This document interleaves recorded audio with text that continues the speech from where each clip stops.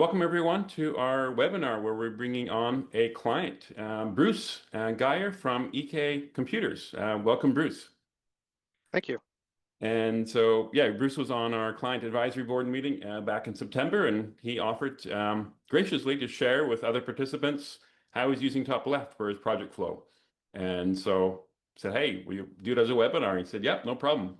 So very thankful for Bruce and just how he's using it and saving time in meetings, as we mentioned, and just getting things done and growing the team. And I will click through. So yeah, he's a project manager, EK Computers, and myself, I'm the founder of TopLeft. I started it as it's something I needed in my MSP, hit a breaking point as well. But today is about Bruce. So I guess, Bruce, I guess just tell us a bit what was going on 5 years ago when you first started looking for a tool or better ways of doing this. And just back up, maybe introduce yourself and a bit about the company and what you do. Yeah, sure. So EK Computer, we're an MSP in Ohio, servicing all different kinds of clients. Pretty much any vertical you can think of, from finance institutions to agriculture and everything in between. We have, I think it's pretty close to 30 employees now, just to give an idea on the size and where we're at. Yeah, 5 years ago. So we're talking COVID, right? So it's kind of a breaking point for a lot of people in IT and just around the world in general. And we had a lot of projects that all of a sudden needed to be done right now. Remote access and a bunch of other things too. There's just a lot of change happening, and our old way of doing things just wasn't really working anymore. We were, at least, I was the project manager then as well, and we I was always asking for more help. I need some more help to complete these projects. And of course, that's not always the real world, right? We can't, we have to be budget conscious and whatnot. And so we had to find another way of doing things. And that's where um, uh, TopLeft definitely came in to help as well, with the solution to take care of this. And it's it's definitely been an interesting ride, going more to an agile platform than waterfall. Yeah. So yeah, awesome. So what was project management like before you got into this? What tools were you using? What was a typical week looking like then? Yeah, so we use ConnectWise PSA, and it was pretty much using. So we still continue to use that, and we use the project module in there. So if anybody that's used PSA knows the limitations of that, you have your projects and your work plans, and it's a bit to dig down to find your work. And we were using the dispatch portal to try to schedule every little thing, and that could be scheduling, bench prep work. We're prepping a server on the bench, throw it in the dispatch portal. So that's about the extent of what it looked like then.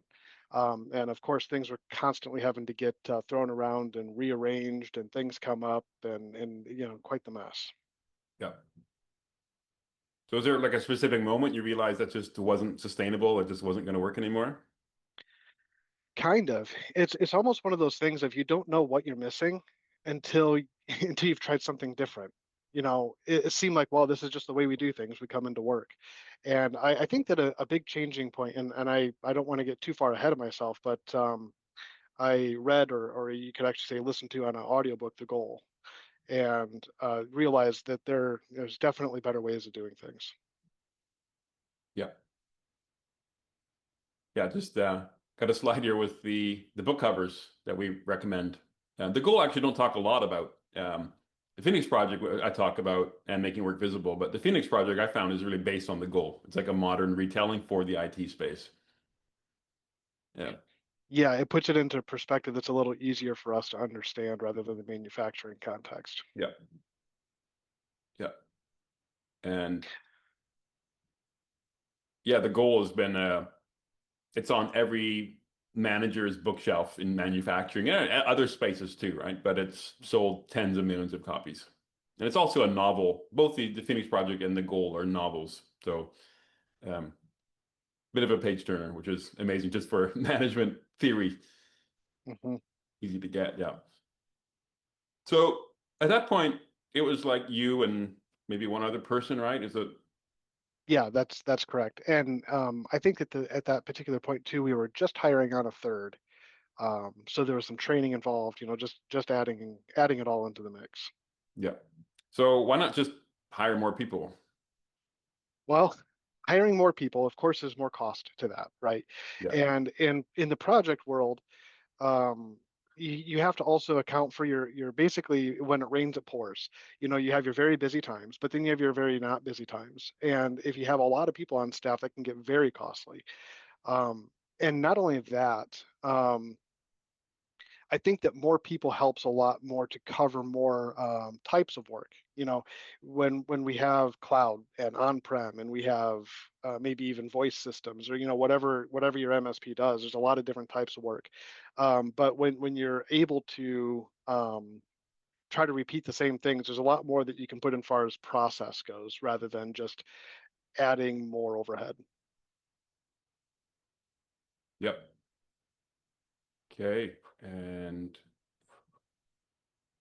so I guess, yeah, just that change. And what did you get into first? What was your first step once you realized, okay, you reading the goal, what was next for you?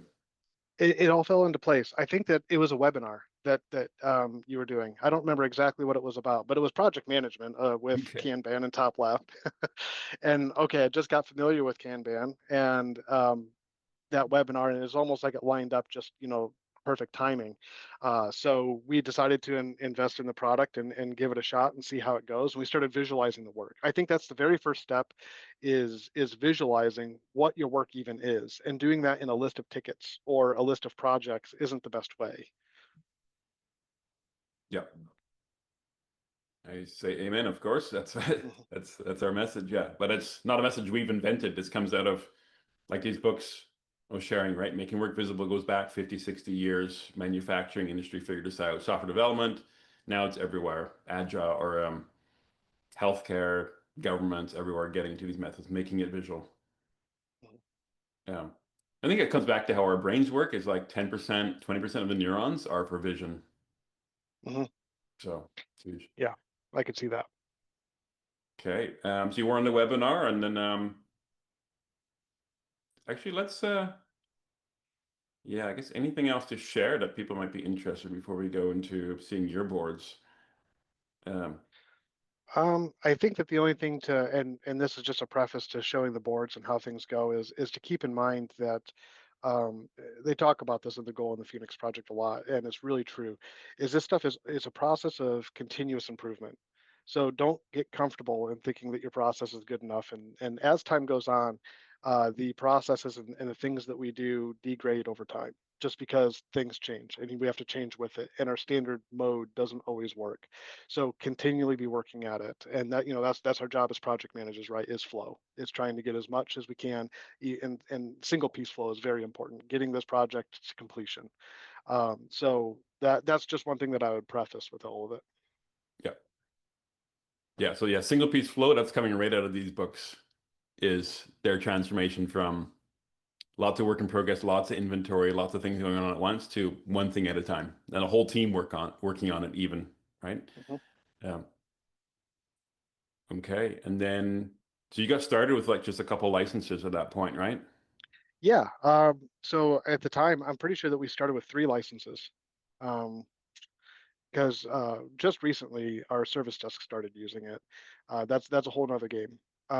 But yeah, just 3. And then as the project team did grow, our throughput was exponentially more. So it actually took the company to grow quite a bit before our project team needed to grow. And now we're up to 5 people, I think, in the project team. Yeah. Um, so yeah, substantial. Yeah. And all of this applies, I think, to any number of teams or team sizes. This scales up to hundreds, thousands of people. Mhm. Yeah. And was there any kind of questions or hesitancy in your team about this change, or they just jump right in? No, actually there wasn't, because we were already frustrated with the way that things were, especially trying to go, even just having 4 projects open. Um, it, it's it was frustrating to try to bounce back and forth between them and know what to work on next, and you're just kind of guessing, at that point. Yeah. Okay. And yeah, so let's go into showing us how it works. But here's a good question from AJ around your project team, and is that only management coordinators, or is there like engineers, technical delivery people in there as well? So technically, really, I'm the only project manager coordinator at this very moment. So that does include me, the five. There's 4 engineers and then myself. Yeah. Okay.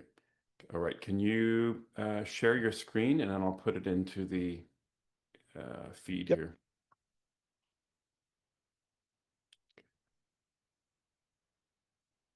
Okay. Let me get the right screen. And all right, should be seeing it now. I'm gonna actually Yep, there it is. back this up to. I'm gonna back this up to a different board.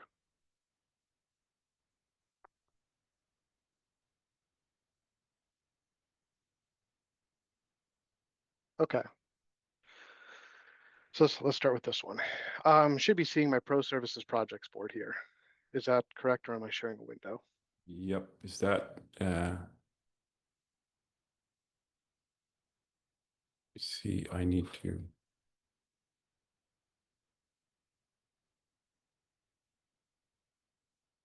Yes, I see Pro Services.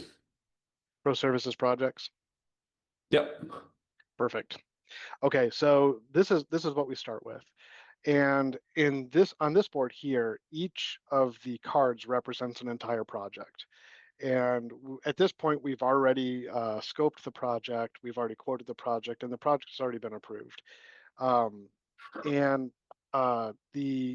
basically we go then from procurement to closed, and we go from left to right on all of our boards. And each of these columns represents a status. So right when it starts, most projects get thrown into procurement, we have to order something. We can't start work on that project. And that's a good way for us to visualize and see which projects we could even start if we wanted to. And it helps with the account managers as well, because if somebody asks, hey, what's the status of this project? Well, we're still waiting on some stuff. We can't start until we get that at least. So that's a good way to visualize, where we're at there. And then usually they're going to go from procurement into backlog, unless if it's a super priority. And they'll sit the backlog until we're ready to pull it into the system. And then in progress and waiting, the way that we do things is it kind of bounces back and forth between those. Waiting means that maybe the customer needed to put a hold on it for some reason or another. Or maybe we're waiting on information to continue, or something scheduled further out, some of those projects that go on a bit longer. And then in progress, we have, right now, there's way too many in here. I usually don't like to have more than 6. 6 is a lot, at least for our team. Kind of that single piece flow that we talk about. The more things that you're working on, the less everything else gets done. So this is a lot for us. We just happen to have a lot of priority projects going on at the same time. But anyways, the status of the projects themselves will affect in our system how things are going to look on other boards. So while things are in backlog, they're not really visible on other boards. They're not cluttering our space up. That's not what we're working on right now. It's where they're sitting. And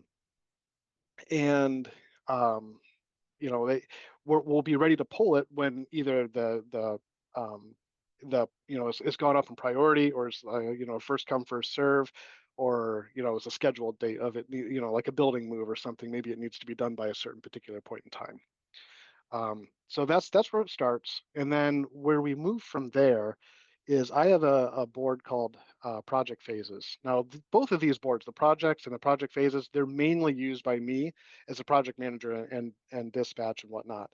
And project phases, this is going to be anything that's in that in progress, but it's broken down by the different phase of that particular project. And I expanded one just to kind of show here. I have now the cards are representing individual tickets or individual pieces of work. And when they're in that backlog stage, they're not shown to the team yet. The team doesn't see that we need to do any of this stuff. I don't release them into ready until we're ready to actually start that work. For example, we're not going to do a go live until SharePoint, in this particular case, is ready to go. We need to configure SharePoint, get it ready to go, then we'll schedule or move the go live. And then everything from after that, the team can see. Actually, it's from ready through completing is what the team is working on currently. Ready is a queue. It's a poll system, so they pick it up when they're ready to work on it and throw it to in progress. And then it'll bounce back and forth between in progress and waiting until it's completed.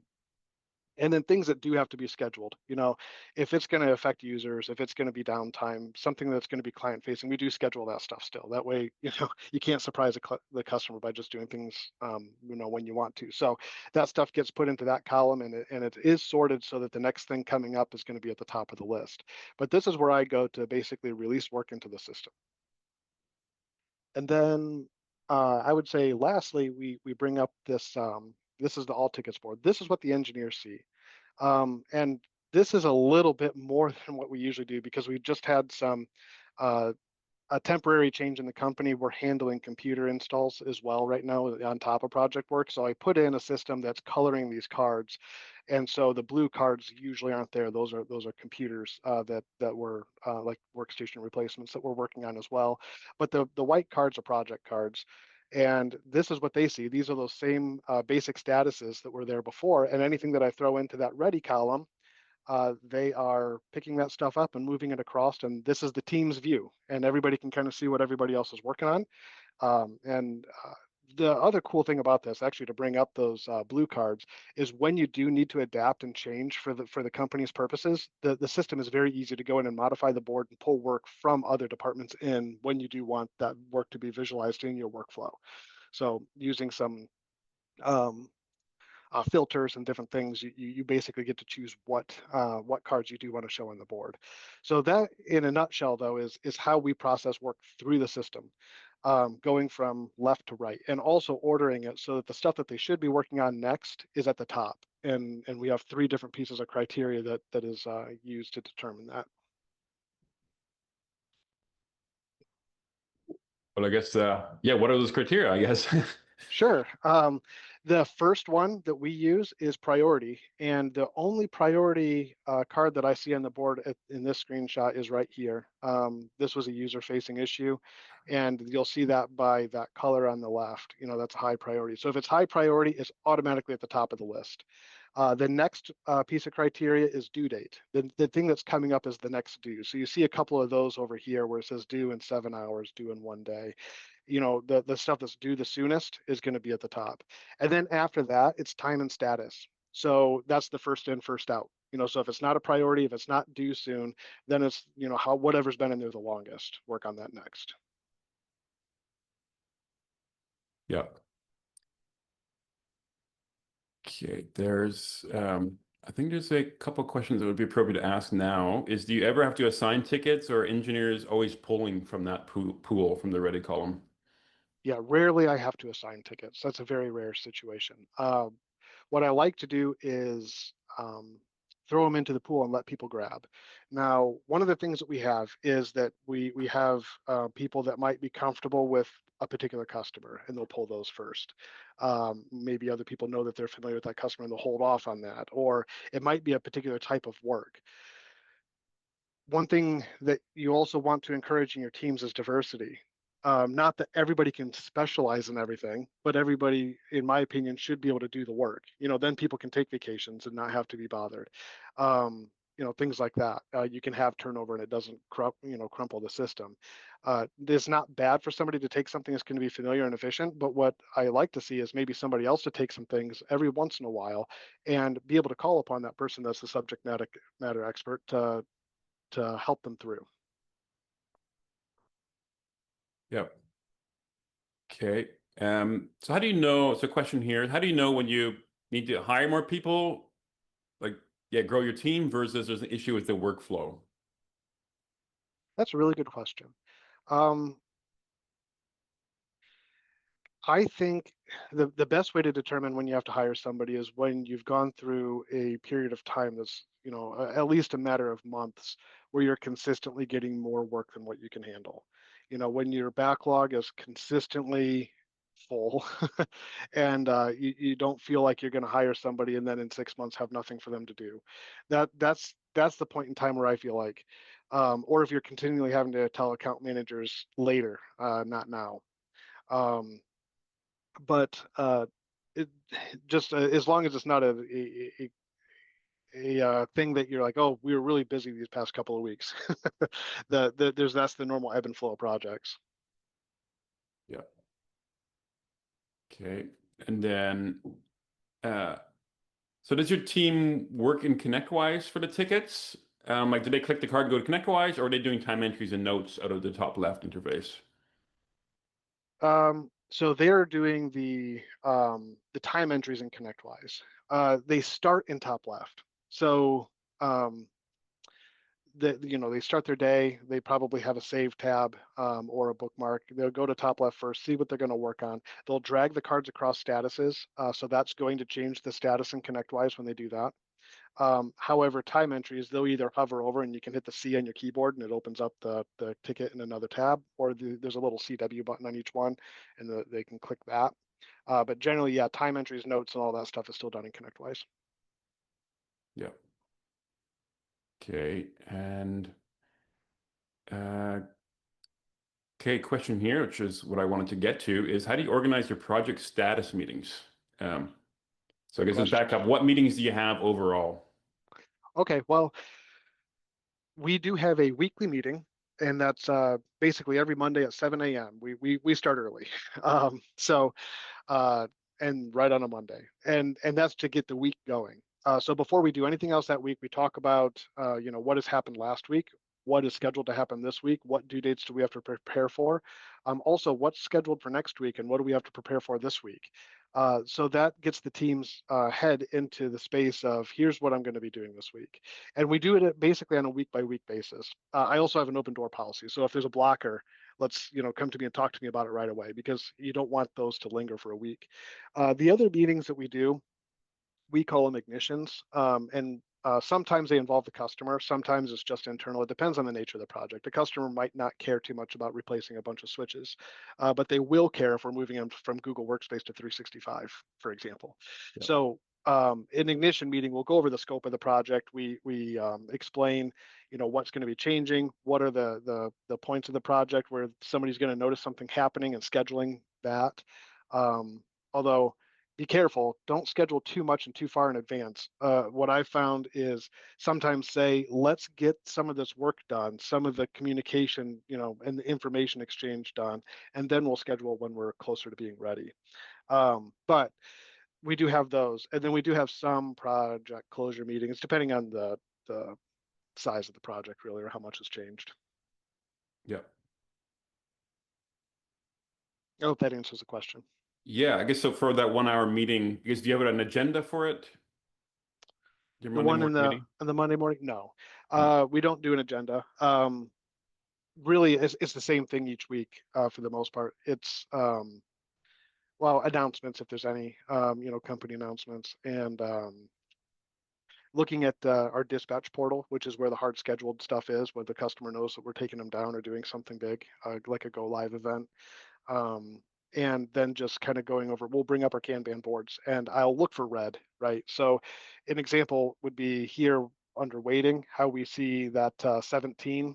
And that I like to see 10 or less cards. We have 7 more cards in waiting than what I usually like to see. This means we're pulling a lot of work and we're not finishing at all. And there's usually really good reasons for that, but there's a lot of blockers going on. So we need to talk through those. And the meetings are a lot more fluent in that way. It just depends on what we see on our boards. Yeah. And this was as of yesterday, right? Actually, this morning. This This one's morning? as of this morning. Yep. Okay. Yeah. So I noticed with the visualization is you don't have you have red and orange on the more active things, but in the ready column, you don't do much at all there. You Um, yeah, if it's red in the ready column, then there's been a serious problem. yeah. And that's the thing, is to try to make your metrics for what's going to show up as red or orange being really pertinent to what you expect out of your workflow. It's common where people might have too high of expectations and then everything's red and then the red doesn't mean anything. Exactly. Um, so being conscious of what your realistic expectations are. So one of the things is work in progress, right? And that's what this is that's 7 overall work in progress for the waiting column. I don't have a work in progress limit on scheduled. We can schedule as many things as we want. I suppose we don't have a problem with that, but I do have a ready column maximum of, I think, 30 cards. I don't want any more than 30, but I want at least 5 in there. I want people to be able to pull work. Yeah, um, and so But if there's more than 30, we got a problem there. And I think that if it's been sitting and ready for, is it 2 weeks maybe? I don't remember what it is exactly. If it's been in there for a while, I think it's 2 weeks, then it'll show up as red. We put something there 2 weeks ago, we should have a look at it. Yeah. So roughly it's about a week's worth of work then, and they're ready? Roughly. Yeah. Yep. And of course, it could be a little bit longer if it's bouncing back and forth between in progress and waiting. It just Yeah. depends on the nature of the card. Sometimes you can pick it up and close it right away, and other times you're going back and forth with the customer and figuring something out. Yeah. Okay. Yeah, we're putting you on the hot seat here with all these questions. So this is Oh, fantastic, though. of It's course, the keep real it up. world. Yeah. Yeah. It's another question. How do you account for ticket dependencies? Like both from the previous boards you're looking at before making tickets available for the team, but also when engineers are pulling tickets. How do you deal with Yeah. dependencies?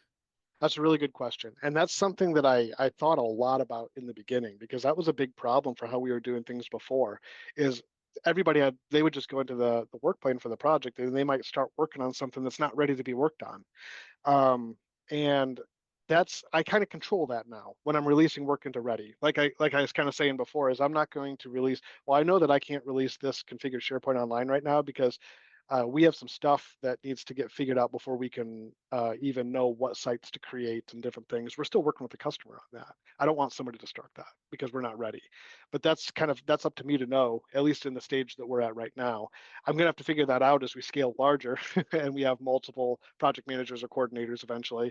But that's the way that we're doing it right now, is basically sometimes I might put enough cards into ready on a particular project where one has to be done before the other, but I expect the engineer to know that. They can't configure a domain controller on a virtual machine until that virtual machine's been created, for example. I just figure that they'll figure that out. Yeah. Okay. And then I guess, do you ever use the Gantt charts in TopLeft? Because Actually, I do. Well, okay. I think so. You're talking about this one. I have another screenshot. Yeah, because they'll show dependencies. Not in this view, but when you look at it within a project, you'll see the dependencies. Um, but from my experience talking to most MSPs, it's just a pain in ConnectWise and Autotask to set dependencies, so they don't use them very well. Yeah. Yeah, I've never actually used it. Yeah. I think I know what you're talking about because I think I looked into it once, but You it can was set a a short-lived thing. predecessor, but it's a really clunky UI. So Yeah. So and I know that there's some other Gantt charts I've briefly looked at in TopLeft, and I use this one just to get an idea of when I think a project should start and when I think it should end.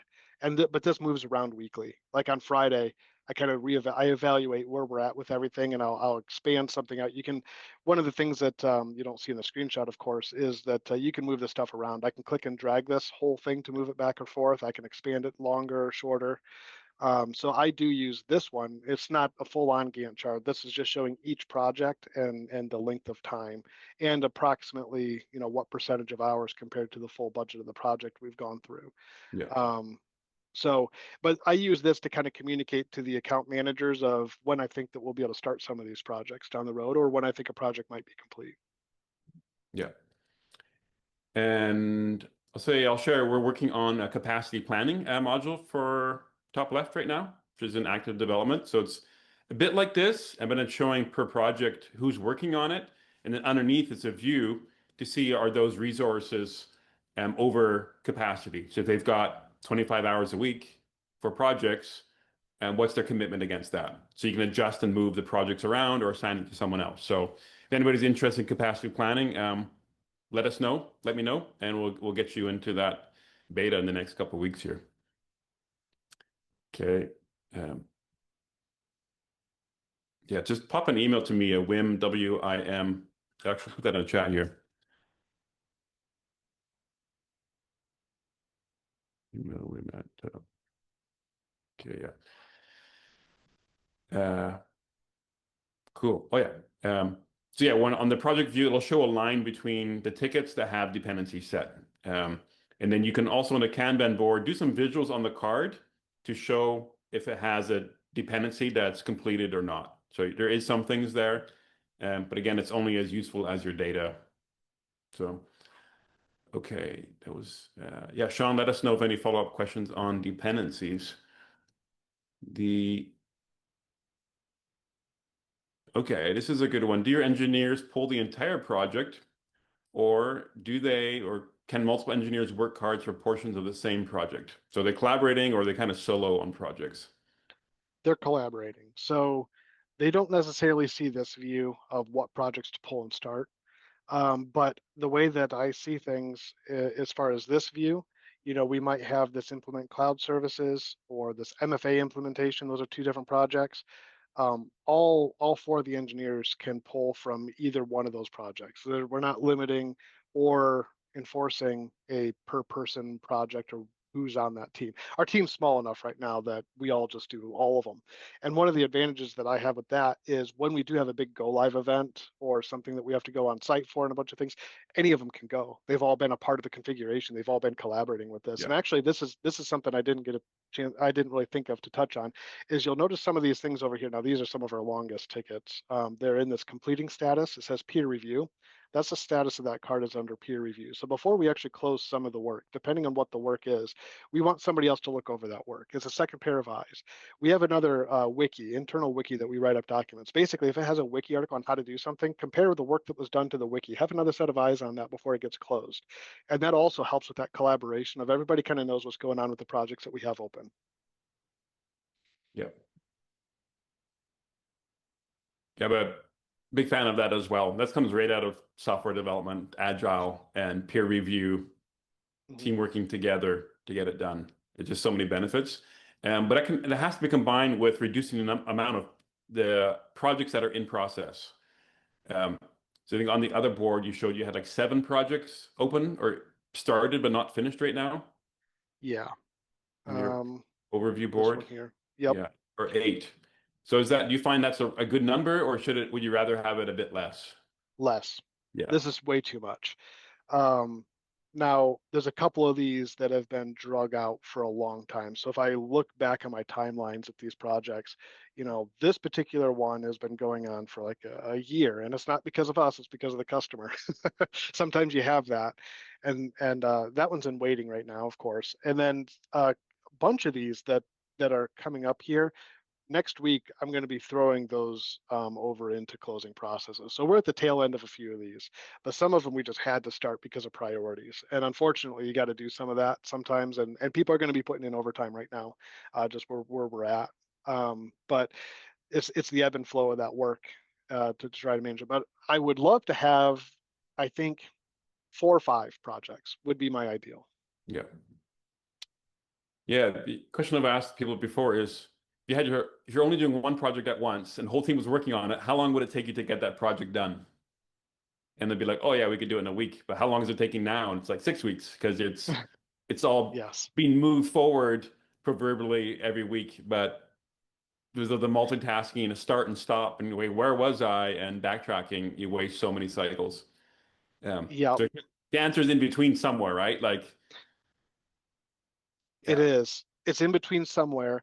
And sometimes it's just the nature of what that project is, right? Yeah, MFA project taking forever. It's never happened to anybody, right? I see that in chat. um, so, for that particular one, there's a lot of departments at that particular customer. And we have to get a hold of each department head individually and schedule that department's implementation of their MFA. And so sometimes it's a scheduling problem on why things are taking forever and it sticks in the queue. You can't stop the start of other projects because this one's getting drawn out. yeah, So you have to kind of take those as it comes. But some projects, like, yeah, if everybody in the team was working on one project and if it was a perfect kind of project, like one that we have all the control over on when things happen and we don't have to wait on people, then yes, that would be ideal. But it's not always that way. yeah. Okay. I love all these questions, by the way. Thank you, everyone. I had a whole list of questions. We're not getting to them. And I think we're answering them naturally, which is much better. So thank you. Keep them coming. Mhm. Great question here. How do you handle a subject matter expert to SME interruptions when a less experienced tech pulls a ticket that's a stretch for them? On how do you interrupt the SME? Yeah. Good question. I don't know if we really have that problem too much. And because I think that the reason that we might not have that problem too much is that usually we don't have too many projects in play. Likely that less experienced tech is already working on the same project that the SME is working on. It's a small team, and yeah, I think that that really has to do with releasing the work that has to be done now instead of releasing all the work and seeing it done whenever. Yeah. Yeah, it's a more, I guess if you are the expert, if you're working on some other project, it's more annoying or it's more of a context switch to answer that question. Then when you're already working on that project and you're familiar with that client and that migration or whatever it is, it's already in your mental space. Hmm. Yep. Yeah. Yeah, but definitely we want to encourage people pulling tickets that are prioritized, they're sequenced, they're important to be doing next, even if it's a stretch, they're not familiar with that technology or the client. That's how you learn and you share skills and build experience. So, Yep. okay, this one, do you manage risks within your projects? So that's Um, I yeah, I think so. Um, and is that risks of like how it's going to affect the customer? Is or are we talking like risks of going over budget, or kind of depends on the context, yeah. I suppose. I think it's an overall, like some project managers get into having like a risk registrar and just having a more structured list, like a spreadsheet of risks. Hmm. Um, Maybe. So I feel like our projects are still somewhat small in nature. You know, most of our client base usually, I would say it's average between 20 and 80 users, usually for our clients. And we do have a couple that are 200 plus users, but the projects are still relatively small. And I think that we kind of talk those risks over during those ignition meetings that we have, or the meetings like the kickoff meetings for the project. You know, what is it that we could be running into? And what's really cool about those meetings too is when we bring people, especially from other departments within our company in, or the customer, they'll bring things up that maybe us as the project team hasn't thought of. You know, you better watch out for this or that. And it's about identifying those early so that we can prepare for them. yeah. Yeah, I'm just thinking in my MSP, we never really, what's the word, explicitly thought through a whole list of possible risks. But we'd think the more maybe in the pre-project, in the planning, scoping phase, a bit about what those are.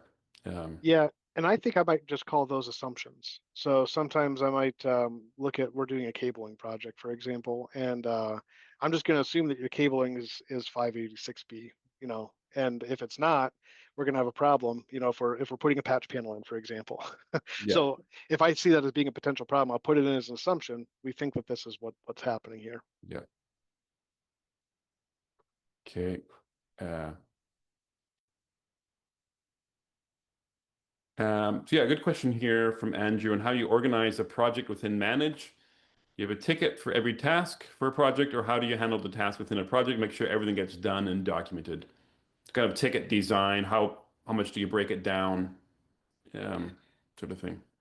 Yeah, I like to see the tickets as um, I like to see smaller tickets, I suppose, rather uh, than larger ones, right? So you want to take your workflow, I think, and put it into a bunch of small cards. And then that way, when somebody picks something up, they're spending maybe 1 to 6 hours on a card rather than having massive monolithic cards that are 32, 64 hours. You know, because part of when you split it up, you're able to better easily see the work going from left to right and getting completed and where you're at with it. You can have tasks within your ticket and check those off, but I think it's less effective on the visual side.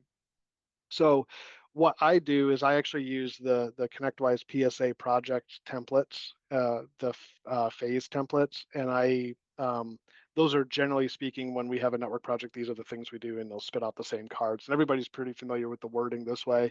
And then I just change the things that need to be changed for that particular project. Yeah. Then you have a rule of thumb for like what's the minimum time that would go on a ticket? I always say like should be at least a half an hour for a ticket, an hour, and no more than like 8 hours, like one day. That is exactly what I do for the minimum time. It's half an hour, Yeah. and it might take you 10 minutes, but I'll still throw a half an hour budget on that ticket. Um, I don't really do a maximum time on a ticket just because sometimes, especially cabling, that would be the time. Not everybody does cabling projects, but we do some of them. If it's going to take them a week, I don't want to create a different ticket for each day for them to put time Mm. into. A lot of times the cabling guys, I'm lucky to get them to enter time for into one ticket. Yeah. So for that, they're going to be on site all day, every day for a week. I'll do one big ticket for that. But Yeah. Yeah. Yeah, coming back to the issues question, Bill Black is on here. He's one of actually our partners for TopLeft. He's a ConnectWise consultant, very knowledgeable on that, on the product and process. So anybody wants help, Bill is your man. And suggests there's an issues tab in the ConnectWise project to log risks as well. Any bugs, issues, emergencies that came out, create an issue ticket for it. Rather than kind of continue expanding your project plan throughout the project. Yeah. So yeah, yep. thank you, Bill. And Jamie asked, my engineers like to own an entire project. Did you struggle to get your engineers on board with the collaborative approach? No, I don't think that Hmm. we really struggled with that. And I think that just might be, everybody has their corporate culture and the ways that people like to do things. I could see that approach because back when I was doing projects on my own before we got to the size that we are now, I could see myself wanting it to be that way. Um, but I think as we've grown and the people that we've hired, they're the kind of people that would like the group assignments in class, in school. So it Hmm. it just kind of depends on who it is and who the team is, I think. That's an interesting one. Yeah, culture and values and who you hire, attracting the right people. Mhm. Um, but I do have some clients, they're struggling to make that shift to get the team collaborating on the project because of the client agreements are not in their favor. They had years ago, okay, this client gets maybe 10 or 20 on-site hours every month. So they spend a day or 2 months, each of the clients. So one engineer goes on site and works on projects for that client. So Mhm. that goes completely against the pull-based flow, collaboration, finishing what you've started first before starting new things. So it requires, yeah, some bravery, courage to redo those agreements with clients. That is a very hard thing to do. Yeah, especially when you've had that expectations and those long-term Yeah. clients that have always been there. But the other thing we didn't get into is your project. You're doing them all fixed fee, right? Almost all fixed fee. Yeah. Yeah. That that's been I think it's a challenge for the MSP to do it that way because you you don't want to have that situation where it's an awkward situation of I know I quoted you this much, but now I need this much more. Which I guess you could do that in non-fixed fee projects too if you're going over budget and you're asking for more hours. I think that um, how we do it is we put a lot of effort in the pre-sales. I actually write up the work plans before we even have a quote, and that work plan is pretty much how the number is generated of what that fixed fee is. There's a little bit of a buffer put into there, and we let that buffer go both ways. So they are going to be paying a bit more than the actual amount of hours that we put into the project a lot of times, but also we expand it so that we'll cover more hours. So like if our target is like, I don't know, $150 an hour, we might take it down to like 125 an hour, just to because we want the client to be able to budget for that project. So when they assign that quote, they want that to be the price. And actually, I think over the past 5 years, I can think of one instance where we had to go to a client and say, look, there was something that went completely unexpected here, and we're probably going to need more money for this. That's not very much. We rarely ever have to do that. And I think it's a good client experience. That's why we've done it that way. But recently, we've been doing some things where when we bring a new client on, their agreement holds so many project hours over 3 years, over the 3-year agreement, if that's what they sign up for. And so they just pay for that monthly until that falls off, and we get to use those hours on what they want. Yeah. Okay, so who sets client expectations on projects in regard to planning and scheduling? That's me. Yeah. So a lot of that is handled during ignition meetings, or I'll usually get a hold of the account manager and say, do you want me to contact them? Do you want involved? This or that. And then I'm doing the scheduling and telling them, okay, I think that, we're gonna have to take things down for 3 hours. You want us to do it in the evening? Those conversations generally happen with me. I let the engineers focus on their work. Yeah. So on that topic, focus on work. How many hours are you looking for your engineers to complete every week? That's a good question. Um, we are still mostly in the office, which is I think rare anymore. So I see them working. I don't really have a. I know that they're busy. I can see that they're busy. If I see that we don't have very many hours on a timesheet, I'm thinking, well, they didn't enter their time for the stuff that they're doing. And what I like to see, and this might be a bit lax, but I like to see 30 hours a week put in as billable client time. Yeah. So it's about 75%. So that's solid. Yeah, available. Plus the meetings and training and Mhm. admin, right? So Yep. that's high. That's great. Yeah. But it's really their meetings is really low. It's like the hour on Monday morning at 7 a.m. and then you do the one-on-one with them Yep. as well, We right? do Yeah. a and I changed that up a little bit now that we have more people in the department. I basically have what I consider office hours. If anybody needs one-on-one time, they can come to my office on Wednesdays, and sometimes that's about solving blockers or whatever Yeah. it might be that they might need. Okay. Right. A different question is um, from Jamie here. And I think it's kind of around if you need to, like kind of babysit tickets is what I always call it. But so how does the cards and this collaborative Kanban approach work with, say, you're doing a 365 tenancy migration, requires a lot of maintaining situational awareness of project across a lot of work time. So it's, I guess it could be there weeks as mailboxes are moved and different things. Hmm. Um, That's a good question. Um, Generally, so actually, like a 365 migration, um, doing a tenant to tenant, yeah, that's tedious. And you're kind of waiting for things to happen and checking it tomorrow or next week. So in those situations, I usually have one card that'll say something to the effect of begin migration / monitor.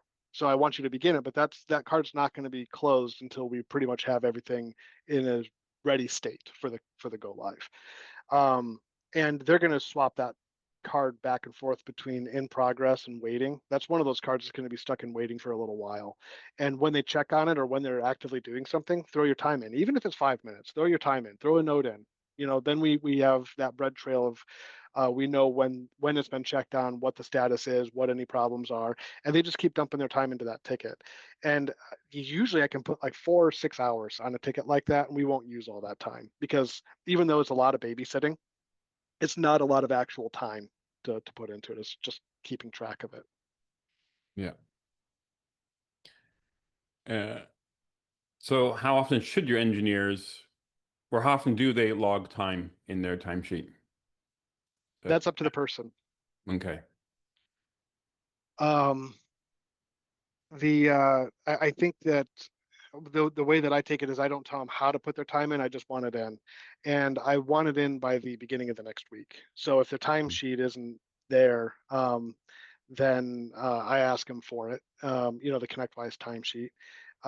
And most of them, and including myself, because I put my time in, even if it's admin, I do it as I'm doing the things, right? That's just how I personally have to do it. Otherwise, it's not going to be done. Some people have their own other methods of putting time, tracking it, and then they put it all in at the end of the week.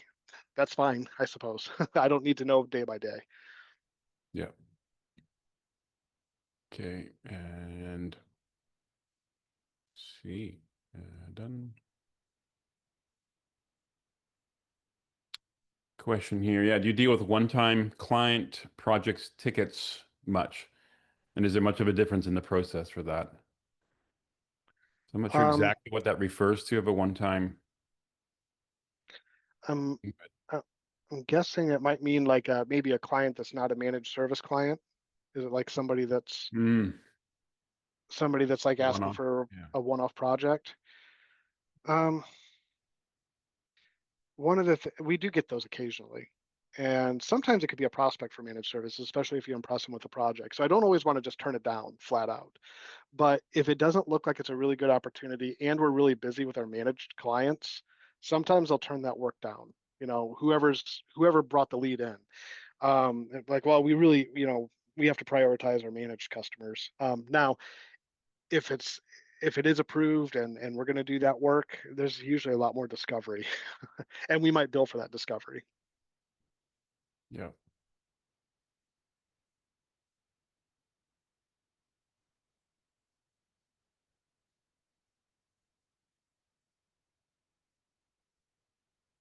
Okay, so yeah, if someone wants to try this, where should they start? There's a book a demo with TopLeft, right? Yep. I would say start there, because at least for us, well, and also read some of those books that were on the previous slide. I I really found that the goal gave the Phoenix Project a lot of context. I would recommend both books. I don't know which one to read first. Um, but between those two books and making work visible is also really good. I did that one on audiobook, which was a mistake, because there is too much visual in the book. Yeah. But reading some of that to give you an idea of where you want to go with your processes. And everybody is different. I showed you my boards, but everybody's gonna you have your own clients, you have your own staff, your own thing is gonna work for you. So the other thing though is when you're ready to actually take the step of making that change, I would say TopLeft is a really good place there, because you're going to be able to do the first step, which is going to be to visualize the work. Yeah. Is it- Okay, my screen's not going through. That's okay. The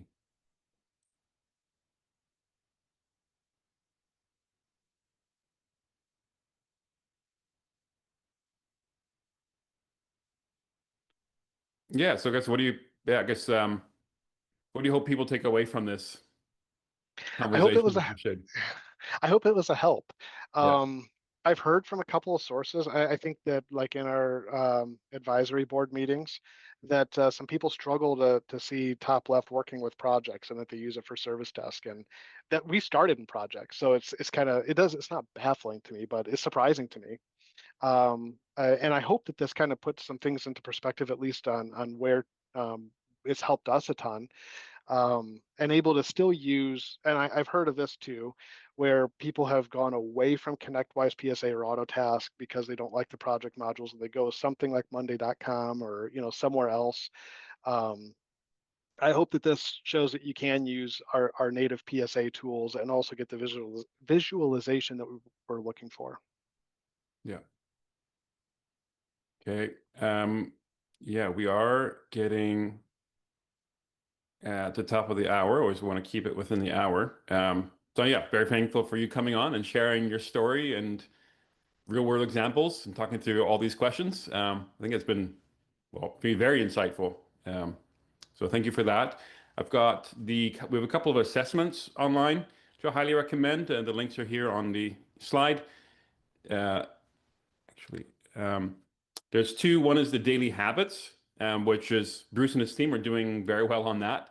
Is cleaning the boards, watching these things. So looking at the agile habits of those daily huddles, the weekly meetings, reducing the work in progress, um, and the impact of transformation happens in what we do every day, how we show up, how we handle the tickets. So do that. That's like 3, 4 minutes. And the other one is operational maturity. It's the agile model. From level one is reactive chaos, lots of scheduling, lots of dispatch. And level 5 is super mature. It's very peaceful, very calm, high profit, the 20 to 30% net profit. So do that. It sends you a report, a PDF report, and with recommendations there. And if you want to book a demo, obviously through the website, topleft.team/demo. And if you're already a client and you want to tune up your boards, get the team using this. We do see a lot of clients, the project manager is using it, but not their team. And that's where the real transformation happens, is the engineers pulling the tickets. Do that. We've got 2 more webinars coming up, one in November 20, one on pull-based flow. It's one we did recently. We're repeating it with one of our partners at Halo, but looking at pull-based flow. So some of the theories from the book, from Phoenix Project and the Goal, we'll be presenting that.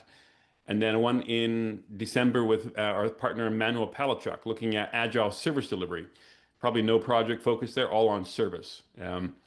So that will be announced soon as well. And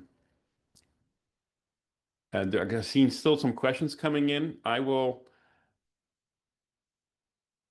we go through this? No, we'll follow up by email on those. Or actually, I'll say, yeah, book a call with us and we'll answer those questions. I'm not sure who that is. All right, so thank you, everyone. Enjoy the rest of your afternoon or your evening, wherever you are. And thank you again, Bruce, for doing this and so generously sharing your time and your experience. Of course. Thank you for having me.